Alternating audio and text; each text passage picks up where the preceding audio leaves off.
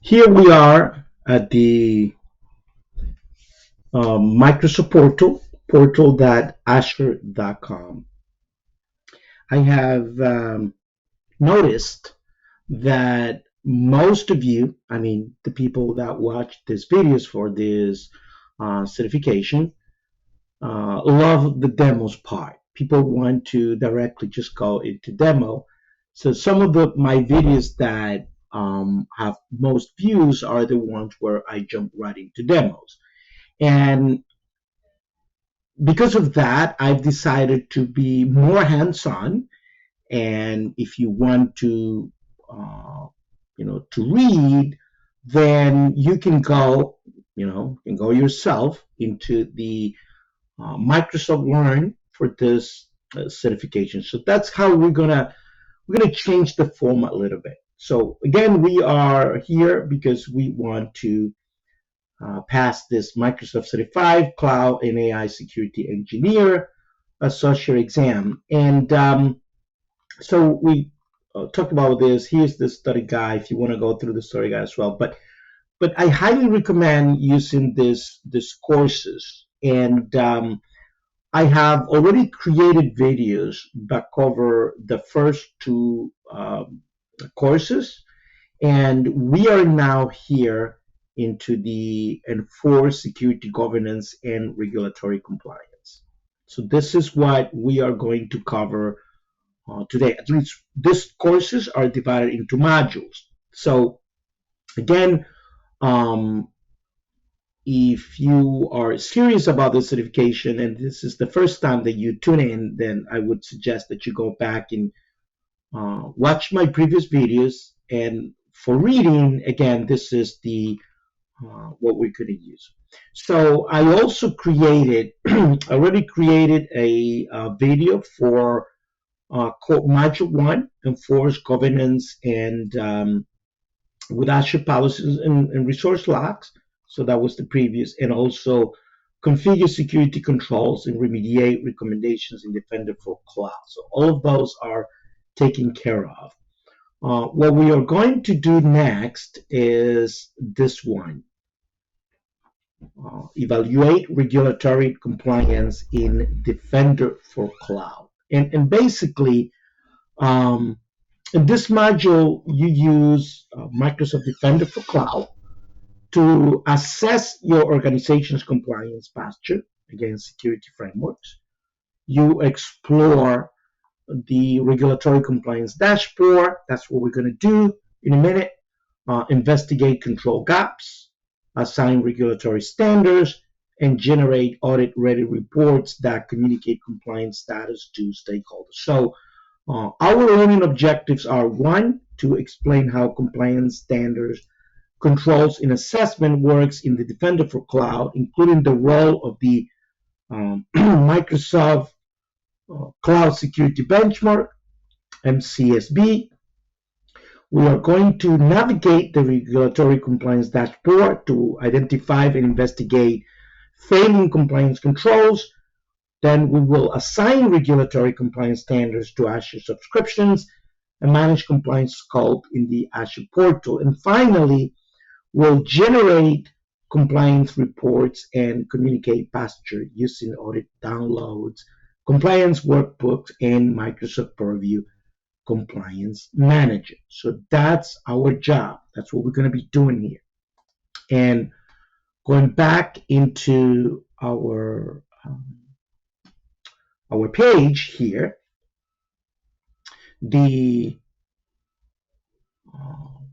so this is the portal.azure.com. We start here all the time. You can search for Microsoft Defender for Cloud in the search box, or again, if you use it for the first time, it'll already be here. So that's because I already opened it up. So here is the Microsoft Defender for Cloud. So at a glance, we get where we are. This is for the Azure subscriptions.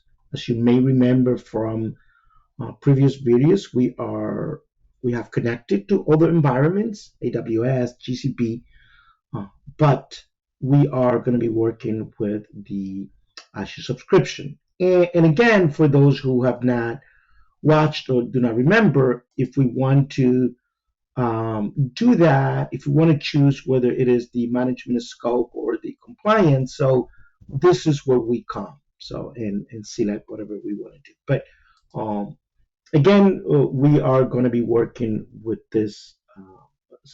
Actually, this we're going to go to workloads in other videos.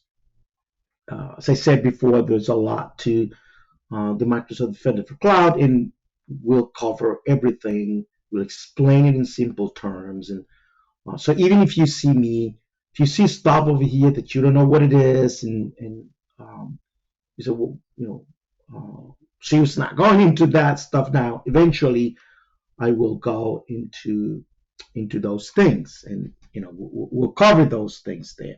So just keep that in mind. The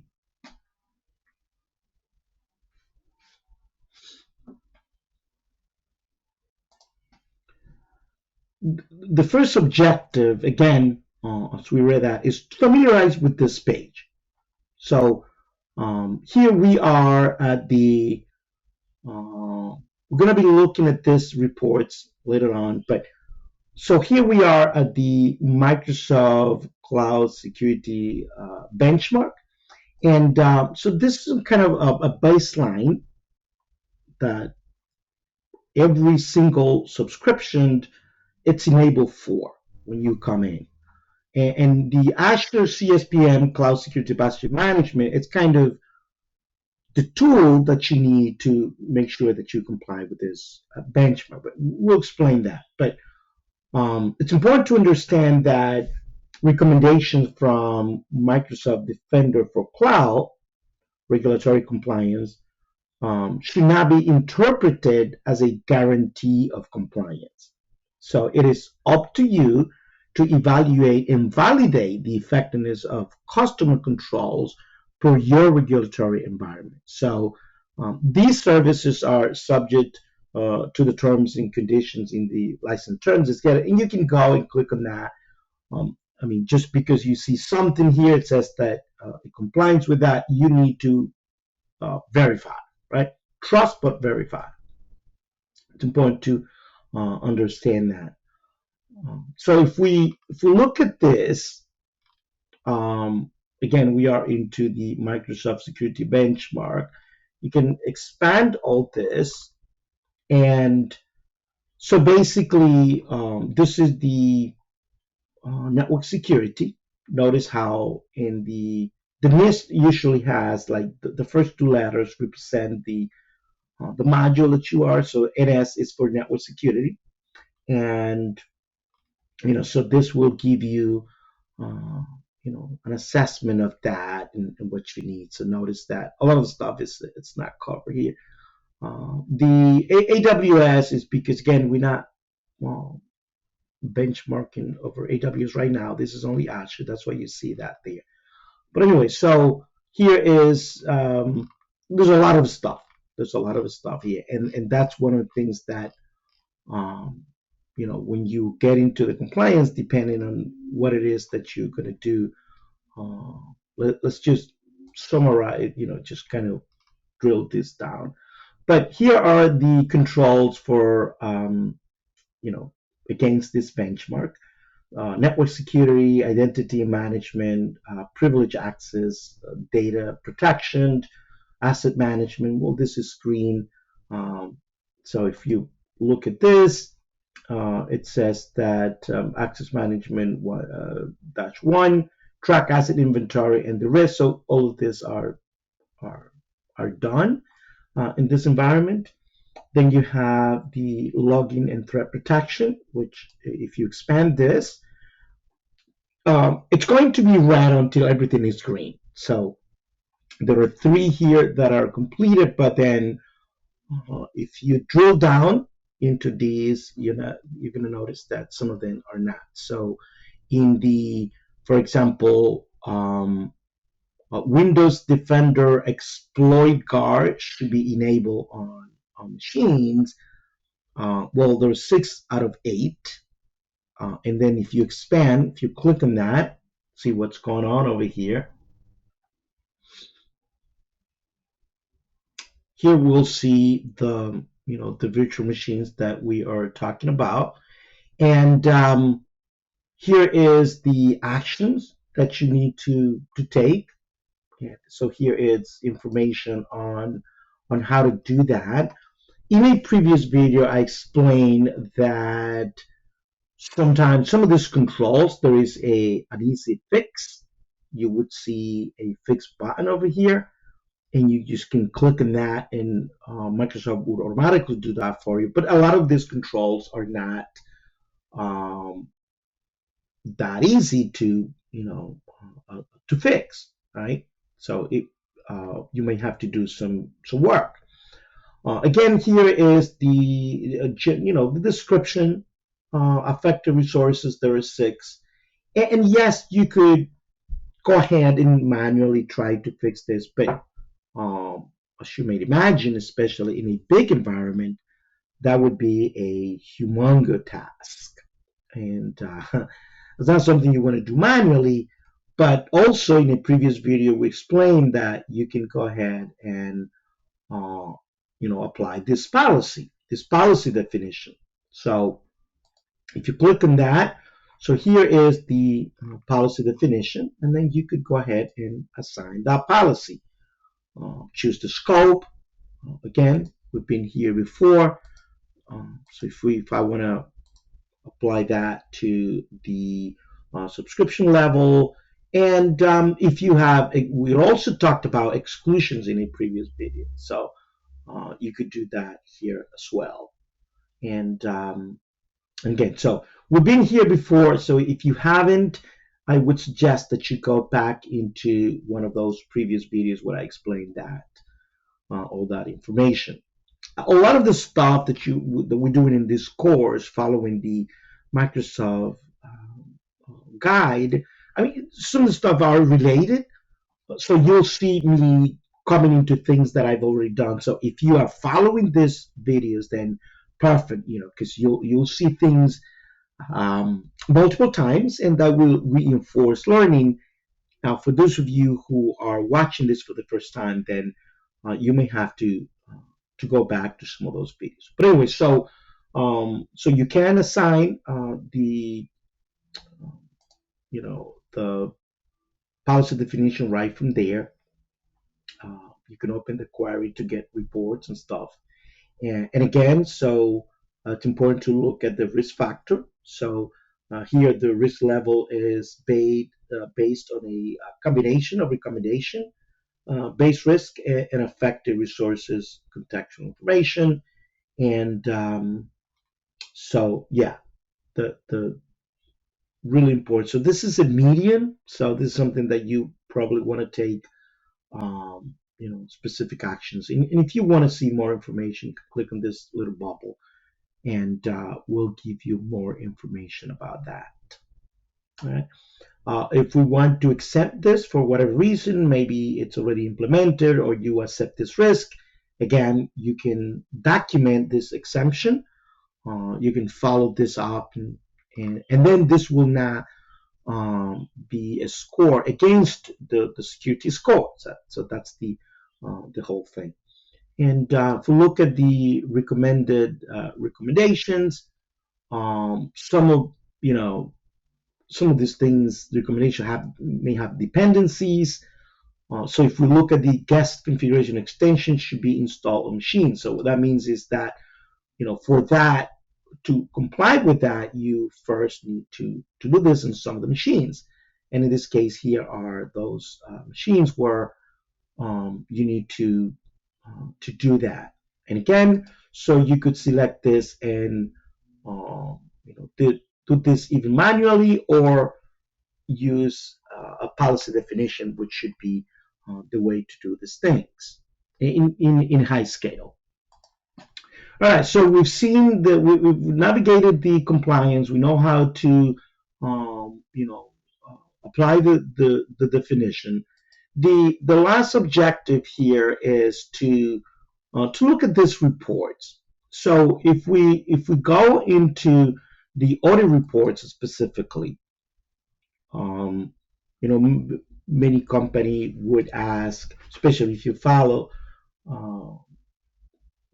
compliance is like, okay, it's my environment is Microsoft Azure compliance with this and that. And obviously, Microsoft is not going to let you audit their data center, your environment.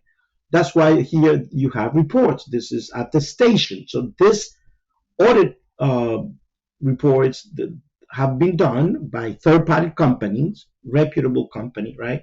And then you can come over here. So if the U.S. government wants a report, they can. So these are the reports available for the U.S. government. If your company needs to comply with ISO, let's say the ISO um, 20, what is it, 21? Okay, this one, the 27 and 1. This is the report for security. So this is an assessment report for demonstrating Microsoft Azure Dynamics 365 and online services compliance with the ISO 27001, the 27, 18, 17, blah, blah, blah. So uh, a lot. And, so here's the standard, here's the date, and then this is a PDF document that you can download. And then you can, provide to the compliance people in your environment that needs to see this. So, and then here is the company that did that. Again, very nice, useful report that usually the compliance team wants to see this, and it's easy. You don't have to. So this is part of that shared responsibility model that when it comes to audit, it's easy. You just hand this, say, hey, this is what, uh, yeah, Microsoft Azure is compliant with that. Now, remember, so that doesn't mean that, so this is the Microsoft responsibility side. Now, in your environment, right, um, you may not be compliant because, you have to, so if we go back into this dashboard and we look at compliance. So remember that we said that we only have the Microsoft Cloud Security Benchmark. We don't have anything. We haven't added anything else.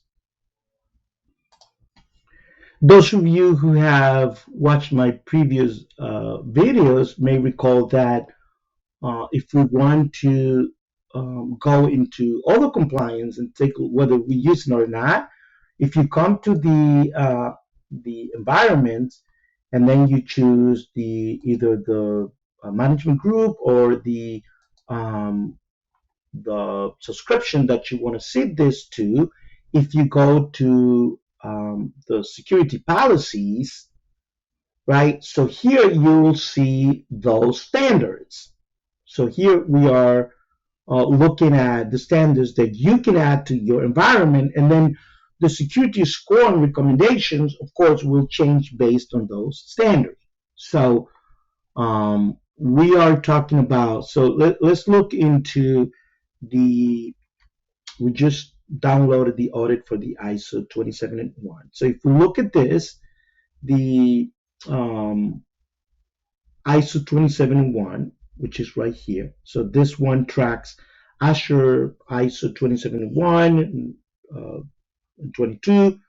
The version 2022 controls in the compliance dashboard based on a recommended set of policies and standards. And again, so this one has 50 58 controls, but then the previous version has 448 controls. You may have to enable both of these, right? And then when you enable this here, so it's off right now. You have to have the right licensing, and it will incur some costs. But if a company needs to comply with the ISO, I mean, you need to comply, period, right? But anyway, so you will need to come here and do that, and then you can create custom standard. Again, we also saw that in the previous environment as well. But anyway, so the that's what these audit reports are about. So the shared responsibility model basically means that um, there is stuff that you have to do, and there is stuff that Microsoft does. Right? Okay, so with that, we conclude this evaluate regulatory compliance in the vendor for cloud. This is these are the objectives that we went through.